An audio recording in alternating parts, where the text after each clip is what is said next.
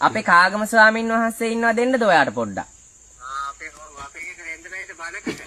පුළුවන් මෙහිමයි. ධර්මයේ දේශනා කරනකොට සමහර මිනිස්සු පුතා ධර්මයේ දේශනා කරනවාත්ම නෙමෙයි. රුපියල් 75000ක් ගන්නවා දානෙකට වඩින්ට. මෙවුන්දලා කට ඇරගෙන නරක දිහා අහගෙන බලාගෙන ඉන්නවා. හැබැයි සියලුම දෙනා මුදලට යට වෙලා ඉන්නේ පුතා සමාජය ගත්තහම.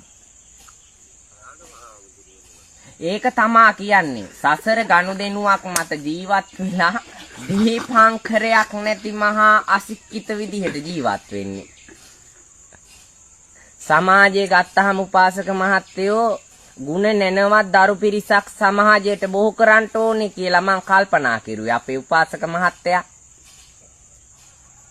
සමාජයේ හැසිරෙන විදිහට දැන් බස් රථයක අපේ උපාසක මහත්තයා ගිහින් තියනවද මේ දවස්වල?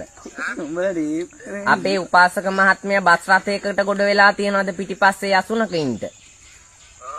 ඉතින් උපාසක මහත්මයා අවුරුදු 17 18 දැරිවියෝ අර මේ අවුරුදු 20 30 කොල්ලා එක්ක රංගනා සෙල්ලම් ඕක ඇතුලේ දැකලා තියෙනවා නේද මේ උන්දලා?